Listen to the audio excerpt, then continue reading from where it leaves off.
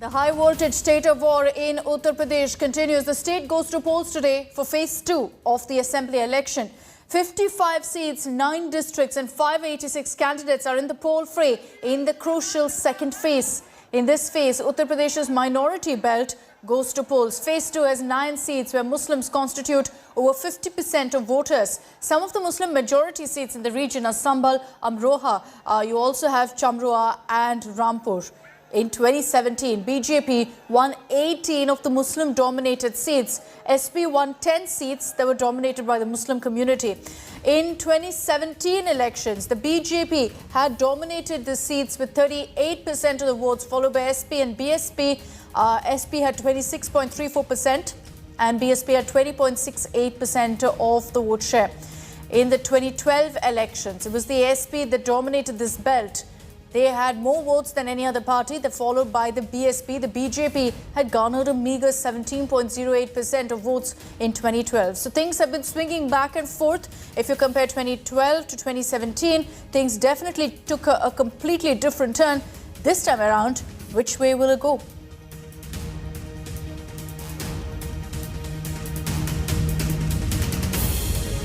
Let's take this across to our reporters on the ground. Shreya Chatterjee is joining us live from Shahjahanpur. We have Samarth Srivastava who's reporting from the Sambhal constituency.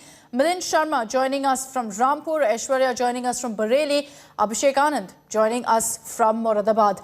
Good morning to all of you. Samarth, I'd like to kick off with you on why this phase 2 of polling is so crucial for every political party and how in this particular belt, if you look at the voting pattern, it's moved back and forth, hasn't it?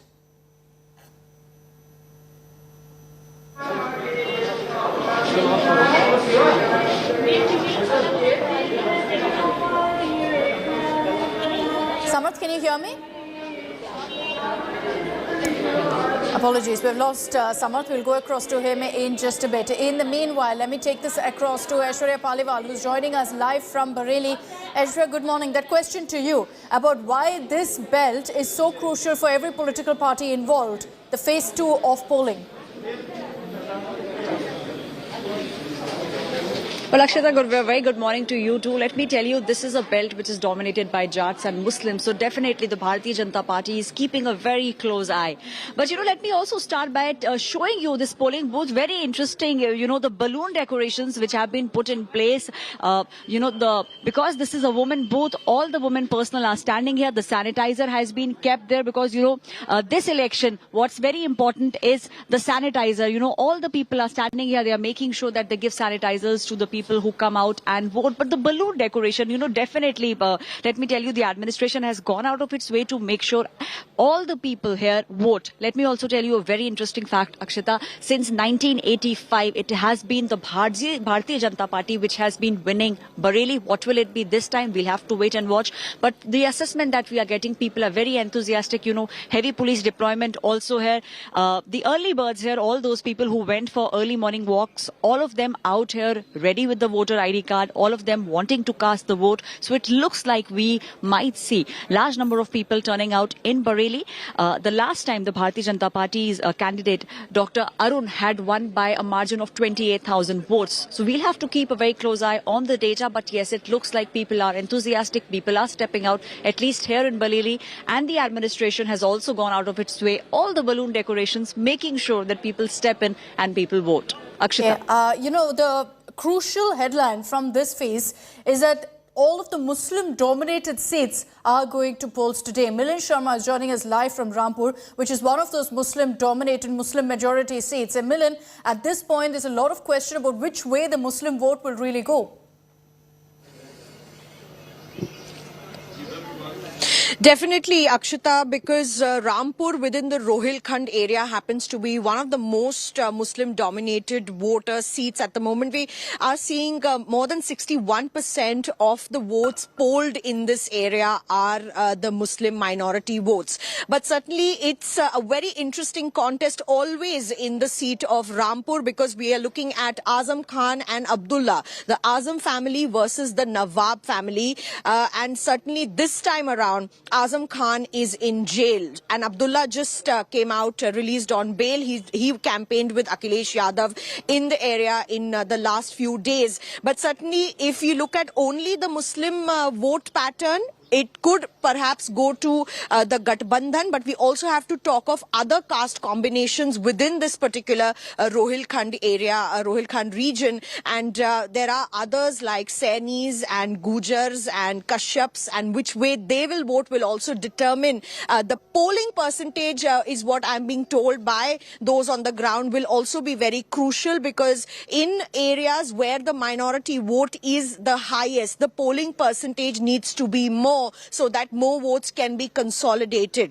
And this is why, we have BJP's Akash Saxena also fielded against Azam Khan here. He was the one, courtesy whom Azam Khan is in jail. More than 100 such cases filed on him, few of which he has got relief in, but he has not been given any bail. And this particular time, the election is a little different, Akshita, because usually we would see such high polarized statements from Azam Khan, and that seems to be missing in Rampur at the moment. So whether or not the people will provide sympathy votes to Azam Khan and Abdullah this time around, or they will look at a wave of change, is the big question going to be in the Rampur constituency. Interesting battle that's playing out in Rampur, as Milind just broke down for us, particularly the Azam Khan factor. And that's something that's going to be talked about also come March 10th. Request all our reporters to stay with us.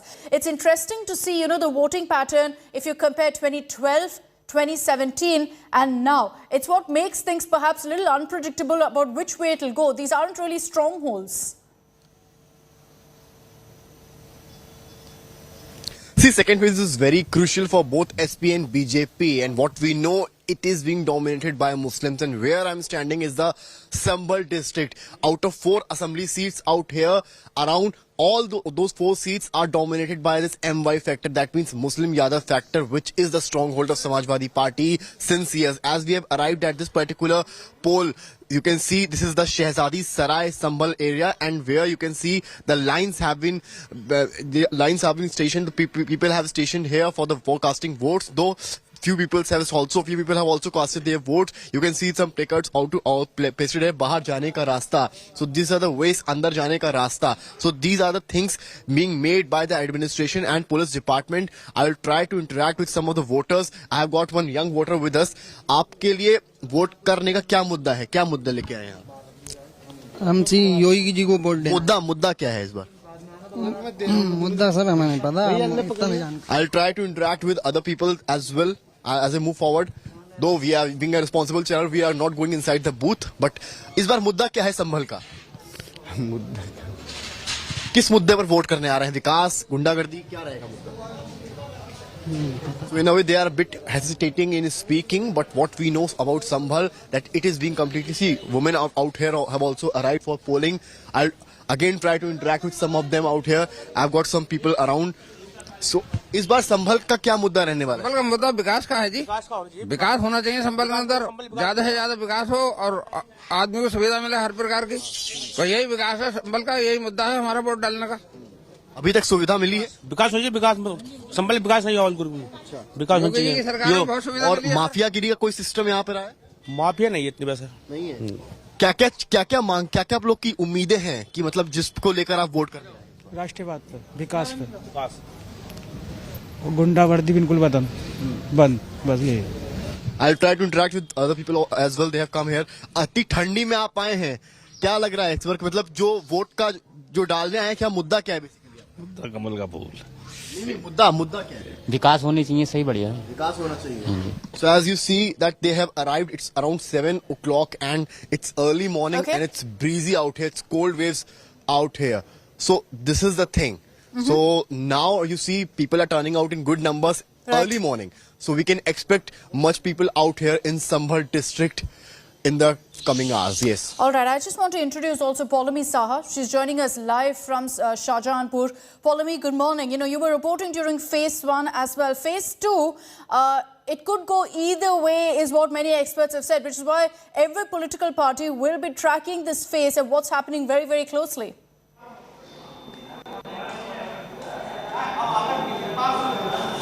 That's right. This is going to be very crucial again.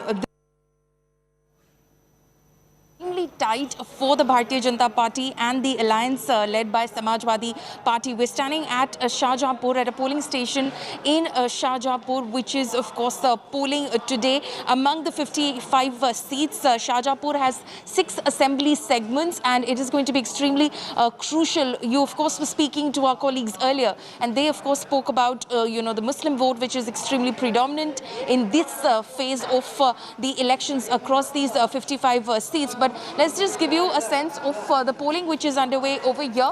It has been a little bit of a slow start this morning, but we're slowly seeing people trickle in and cast their votes, and we've got some early voters as well, in fact, who've come here to cast their vote. I will try and speak to them. Ravikant, I'll try and speak to some of our voters who've in fact already cast their vote. एक तो अपना दिखा दीजिए कि आपने vote डाल दिया है. So he has cast his vote already. ये बताइए, पार्टी का नाम नहीं, पक्ष का नाम नहीं, नेता का नाम नहीं, ये बताइए कि मुद्दे क्या रहे हैं जिनको ध्यान में रखते हुए आज अपने अपना वोट डाला है. मुद्दे महंगाई रहे, सबसे जो है मेन मुद्दा महंगाई का है, बेरोजगारी का है. जो आज जो सबसे मेन मुद्दा बेरोजगारी और महंगाई का है, इसको ही ध्यान में रख के वोट किया गया है. अच्छा, हाँ. बेरोजगारी और महंगाई आपके लिए क्या मुद्दे रहे हैं? शाहजहांपुर के लिए क्या मुद्दे रहे हैं? केवल आवारा पशुओं का मेन मुद्दा है, बाकी कोई मुद्दा नहीं है. वो काफी बड़ा मुद्दा रहा है यहाँ पर वेस्टर्न यूपी में, मैंने देखा है. जी जी, किसानों को बहुत तकलीफ हो रही है और जो आवारा पशुओं से काफ़ी नुकसान हो रहा है. बाकी ये सरकार है, बाकी सबकी पूर्तियाँ नहीं कर सकता. अच्छा, सबके मत अलग होते हैं, किसको क्या चाहिए, तो सबके लिए सरकार है, लेकिन सरकार सबके पक्ष में नहीं कर सकती. किसी को क्या पसंद है वो सरकार सबको नहीं खुश रख सकती. अच्छा, बाकी अब की सबकी विचारधारा अलग है, किसको क्या करना है, किसको कौन सी पार्टी अच्छी लगती, उनका व्यक्तिगत. पर आप ये तो जातिवाद से उठकर लोग वोट नहीं, यहाँ कोई धर्म जाति का नहीं मुद्दा, मेन मुद्दा है. अच्छा, यहाँ जो आपने वोट डाला है? अच्छा, ये पक्ष नेता किसी का नाम मत लीजिएगा, ये बताइए कि मुद्दे क्या ध्यान में रख के आपने वोट दिया है? हम लोगों के मुद्दे विकास के हैं जी. हम लोगों के मुद्दे, जो हम लोगों का भयमुक्त प्रदेश है, जिससे हम लोग यहाँ पे सुकून की सांस ले रहे हैं. हमारे मुद्दे, जो हमारा लोकल मुद्दे हैं, जैसे हमारे शहर का विकास है जी, जो अभी तक पिछली सरकारों में हमारा शहर बहुत ही ज़्यादा पिछड़ा रहा, लेकिन अब जो ये सरकार बनी है उसमें हमारा प्रदेश इन्हीं मुद्दों को लेके हमने अपना मतदान किया. So these are some of the issues you heard about. Unemployment, you heard about महंगाई, inflation. One of the issues, stray cattle, that was another issue of concern, and someone over there talking. And of course, the end of Mafia Raj as well is what he spoke about. So these are some of the issues, quite a gamut of issues over here in Shahjahanpur that people are of course keeping in mind. Paulami, it's important to highlight how we've seen also a very polarized campaign in these parts. One of the issues that have been brought up time and again is also of the riots, divisive politics, but clearly the voters have a perspective of what issues matter to them. Amit Bharadwaj is joining us from Bijnor. Amit, where you are, the BJP has managed to win in the last few elections. SP has really struggled in this constituency. Which way is it expected, to go this time around? Because everyone has been talking about phase 2 being a bit unpredictable. A very good morning, Akshata. Right, we are in Bijnor, and remember, Bijnor has nearly 8 seats, and I mean Rampur seat. Now, this entire area is quite polarized in terms of voting.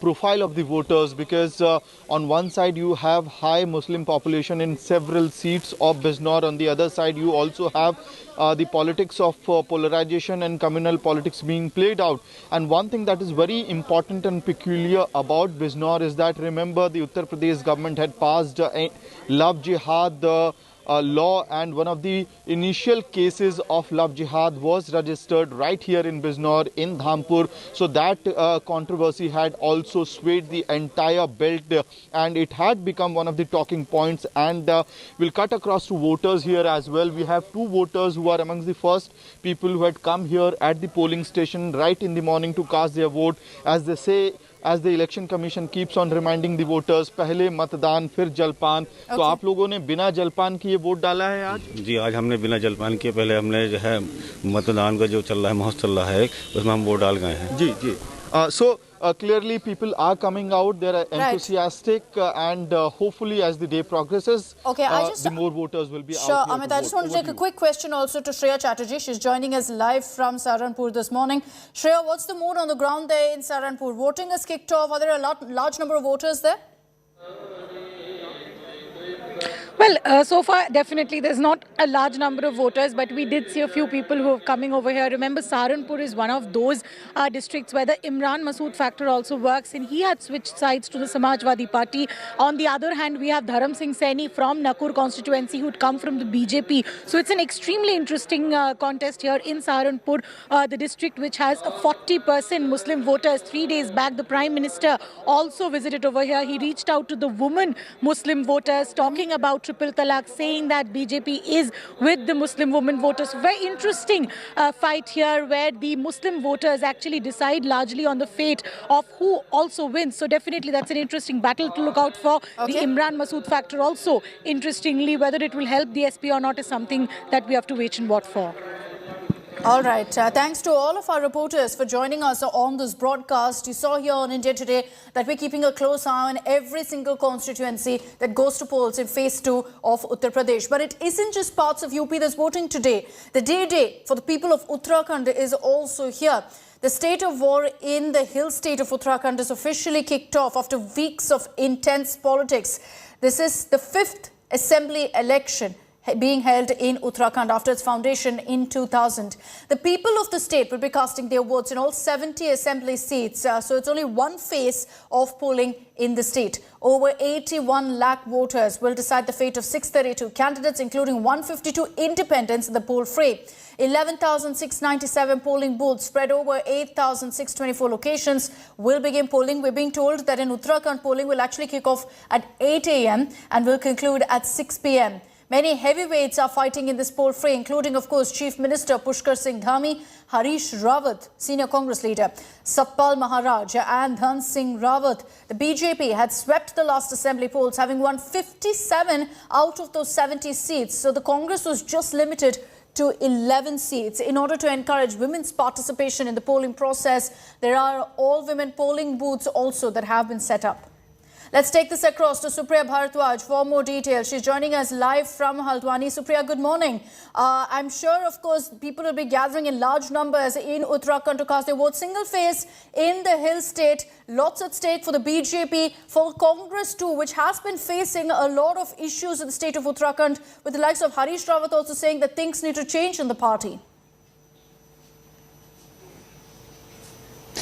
Well, good morning to you, Akshita, and to our viewers. It's really very cold here in Uttarakhand and especially in Haldwani area. What we are hearing is from the Congress's quarter, Akshita, this time is that they have avoided giving tickets to the defectors who are coming from BJP. They have categorically stated that apart from two people, one is Yashpal Arya and second being Harish Singh Rawat, other BJP leaders who wanted to come and join Congress, they haven't given tickets to them. Harish Singh Rawat is not fighting. His daughter-in-law is fighting from Lansdowne, Anukriti Sugarcane. What we are hearing from the Congress's quarter is that this time they are in a comfortable position. The election campaign in charge was Harish Rawat, where we are at his residence. He's all set to leave for his own constituency, Lalkuwa, which is just 15 kilometers away from Haldwani. As far as Haldwani is concerned, Congress's tallest leader, one of the tallest leaders, Indra Hirdesh's son, has been given a ticket and he's contesting from here.